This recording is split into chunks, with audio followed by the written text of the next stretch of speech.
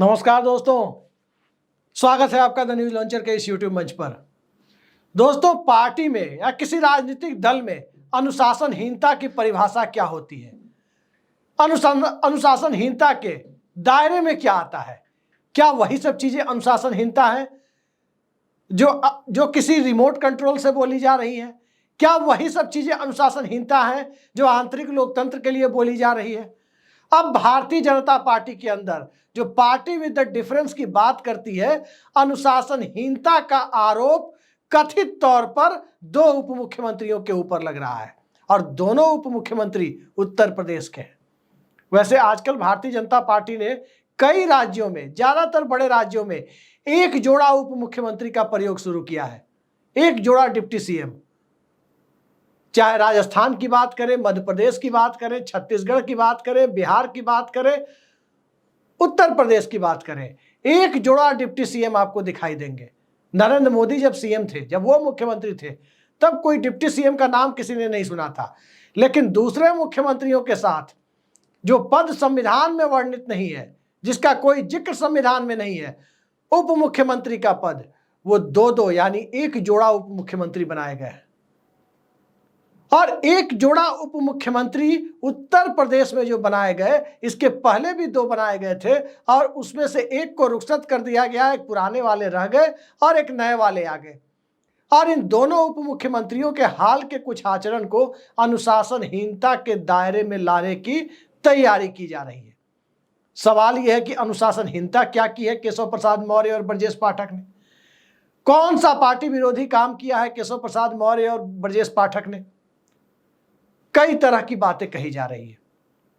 एक आरोप यह है कि अलग अलग मंडल में, उत्तर प्रदेश के अलग अलग मंडल में लोकसभा चुनाव में जो पार्टी को हार मिली है, यूपी में सीटें लगभग आधी हो गई है, उसकी समीक्षा के लिए मुख्यमंत्री योगी आदित्यनाथ बैठक कर रहे हैं।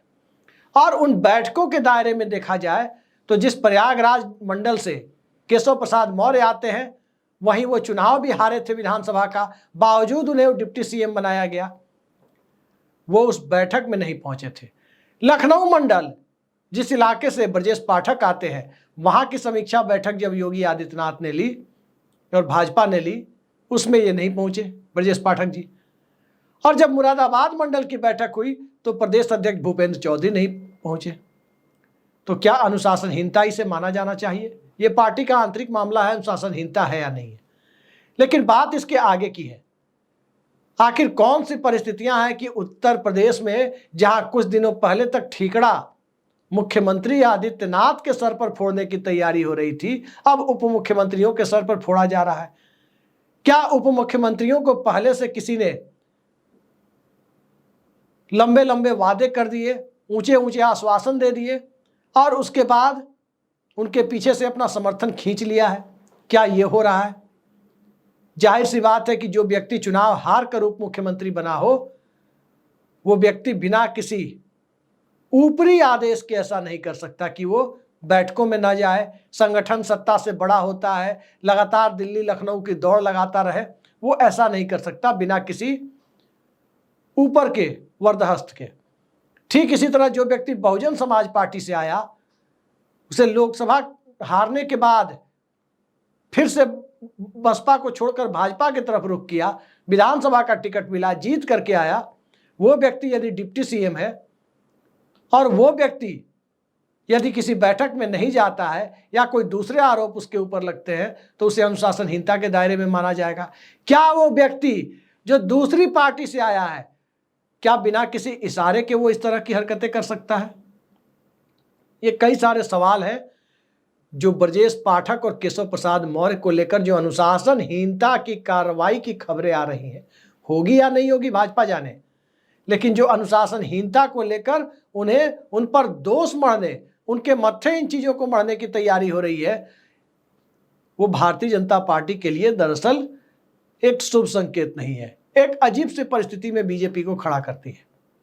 और अजीब सी परिस्थिति में इसलिए खड़ा करती है क्योंकि उत्तर प्रदेश की राजनीति में सोशल इंजीनियरिंग को जिस तरह से साधने की कोशिश बीजेपी ने की, 2014 में नरेंद्र मोदी को प्रधानमंत्री पद का उम्मीदवार और राजनाथ सिंह को पार्टी का राष्ट्रीय अध्यक्ष बनाकर जिस तरह से अगड़ा पिछड़ा संतुलन साधा गया, जिस तरह से 2017 में जीत मिलने पर योगी आदित्यनाथ को, ठाकुर समाज से आने वाले योगी आदित्यनाथ को मुख्यमंत्री, ब्राह्मण समाज से आने वाले दिनेश शर्मा को उप मुख्यमंत्री और पिछड़े वर्ग से आने वाले उस वक्त के प्रदेश अध्यक्ष और मुख्यमंत्री पद के दावेदार केशव प्रसाद मौर्य को उप मुख्यमंत्री के पद पर आसीन किया गया, तो माना गया कि एक सामाजिक समीकरणों की बिसात बिछाई गई है। वही बिसात 2022 में भी बिछाई गई, बस दिनेश शर्मा की जगह चेहरा बदल गया और ब्रजेश पाठक को लाया गया दूसरे उप मुख्यमंत्री के तौर पर। और अब जब तमाम तरह से ये चर्चाएं चल रही थी कि उत्तर प्रदेश में योगी आदित्यनाथ की स्टाइल ऑफ फंक्शनिंग, उनके काम करने के तरीके से दिक्कतें आ रही है, भाजपा का जनाधार सिकुड़ रहा है और योगी आदित्यनाथ को बलि का बकरा बनाने की जो कोशिश भाजपा के अंदर हो रही थी, उस कोशिश के दायरे में अब उनकी जगह केशव प्रसाद मौर्य और ब्रजेश पाठक, कुछ हद तक कहें तो भूपेंद्र चौधरी को लाने की बातें हो रही है। तो क्या योगी आदित्यनाथ ने अपने पक्ष में बड़ा समर्थन जुटा लिया है? क्या भाजपा के अंदर की गुजरात लॉबी, जो अब तक कहा जा रहा था कि योगी आदित्यनाथ को हटाने पर ही तुली है, क्या उसने योगी आदित्यनाथ के सामने सरेंडर कर दिए हैं? या फिर इन दोनों नेताओं की महत्वाकांक्षा योगी आदित्यनाथ की राष्ट्रीय महत्वाकांक्षा से ज्यादा बड़ी लगने लगी है, जिस वजह से इन्हें पहले तो किसी ने उकसाया और बाद में उसके बाद की परिस्थिति में इनके ऊपर अनुशासनहीनता की कार्रवाई कर अनुशासन का राजनीतिक डंडा चलाने की कोशिश हो रही है। बीजेपी के अंदर क्या हो रहा है, वो बिग बॉस के घर में टेलीविजन के सीरियल में क्या हो रहा है, उससे थोड़ा भी कम दिलचस्प नहीं है, उससे कहीं ज्यादा दिलचस्प होता जा रहा है बिग बॉस के घर में कौन आया, किसे कितने मार्क्स मिले, किसकी एंट्री हुई, किसकी एग्जिट हुई, वो तो आप देख रहे हैं। लेकिन बिग बॉस की तरह ही बीजेपी के अंतःपुर का खेल जो चल रहा है, खासकर उत्तर प्रदेश में, कि आखिर लोकसभा चुनाव में मिली हार का ठीकरा किसके सर पर फोड़ा जाए, किसके समुदाय ने बगावत की और किसके समुदाय ने किस वजह से बगावत की, उसका ठीकरा उसके नेता पर फोड़ दिया जाए। ये कवायद जो चल रही है, या किसने बगावत के लिए उकसाया, ये जो खेल चल रहा है, ये खेल किसी बिग बॉस के सीरियल से कम नहीं है। भारतीय जनता पार्टी में एक ही बिग बॉस है, सब जानते हैं, और वो बिग बॉस कब झोला उठाकर चल देंगे या कब उनके झोला उठाने की बुनियाद तैयार हो जाएगी, ये कोई नहीं जानता। महाराष्ट्र का चुनाव हो जाने दीजिए, सब कुछ सामने आ जाएगा। लेकिन उनके झोला उठाने के पहले उत्तर प्रदेश के जो एक जोड़ा डिप्टी सीएम है, उन दोनों के झोला उठने की नौबत और उसकी चर्चा यदि शुरू हुई है, तो इस चर्चा का आधार क्या है? सबसे पहली बात कि क्या किसी उप मुख्यमंत्री को उत्तर प्रदेश के मुख्यमंत्री योगी आदित्यनाथ ने इतने अधिकार दिए कि वो लोकसभा चुनाव के लिए अपने तरीके से बिसात बिछा सके? क्या किसी उप मुख्यमंत्री के कहने पर लोकसभा के टिकट दिए गए? और इन सब से आगे बढ़कर क्या योगी आदित्यनाथ की भी सुनी गई लोकसभा चुनाव में? उनके टिकट बंटवारे का मामला जब चल रहा था, तो क्या उनकी मर्जी से गोरखपुर में रवि किशन को टिकट दिया गया? क्या उनकी मर्जी से वीके सिंह का टिकट काटा गया? क्या उनकी मर्जी से वरुण गांधी का टिकट काटा गया?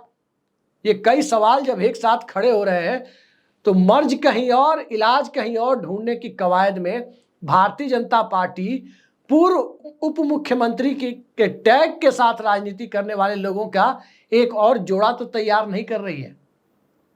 चर्चा है कि 2 नए उप मुख्यमंत्री लाए जाएंगे। चर्चाओं पर यकीन करें तो कई सारे नाम लोग चला रहे हैं। स्वतंत्र देव सिंह का नाम पिछड़े वर्ग से और लक्ष्मीकांत वाजपेयी का नाम ब्राह्मण वर्ग से चलाया जा रहा है, लेकिन इन चर्चाओं में कितना दम है मैं नहीं जानता।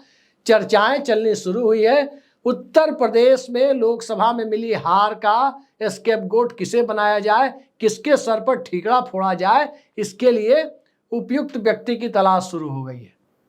वो व्यक्ति उपयुक्त हो ना हो, उस व्यक्ति के मत्थे, जिसके मत्थे फोड़ने की तैयारी है, वो कामयाब हो ना हो, लेकिन किसी व्यक्ति को बचाने की कोशिश हो रही है, ये बात करीब करीब तय दिखती है। टिकट वितरण किसने किया, संगठन का काम किसने संभाला, पार्टी का नैरेटिव किसने तय किया, किसके चेहरे पर चुनाव हुआ, सांसद प्रत्याशियों की लोकप्रियता का आकलन या टिकट देने के आधारों का आकलन किसने किया, ये सारी बातें एक तरफ चली गई है। कभी केशव प्रसाद मौर्य को अनुशासनहीनता के दायरे में खड़ा करने की कोशिश हो, कभी ब्रजेश पाठक को अनुशासनहीनता के दायरे में, कभी योगी आदित्यनाथ की राष्ट्रीय महत्वाकांक्षा, जो कथित राष्ट्रीय महत्वाकांक्षा की चर्चा होती है, उस पर लगाम लगाने की कोशिश है। इससे दरअसल भारतीय जनता पार्टी अपने लिए कोई सॉल्यूशन नहीं बल्कि सॉल्यूशन से, समाधान से ज्यादा एक नए तरह की समस्या की दिशा में खुद को आगे ले जाती हुई प्रतीत होती है। अब आने वाले वक्त में देखते हैं कि बीजेपी जाती कहां है। चुनावी हिंदुत्व की बिसात के लिए जिस सोशल इंजीनियरिंग की जरूरत यूपी में पड़ी थी, वो सोशल इंजीनियरिंग नए तरीके से कैसे सामने आती है, किस नए नाम के साथ सामने आती है, या अनुशासनहीनता की सिर्फ चेतावनी देकर इन्हें छोड़ दिया जाता है, ये सारी बातें आने वाले वक्त में तय होंगी। देखते जाइए होता क्या है। आज के लिए इतना ही।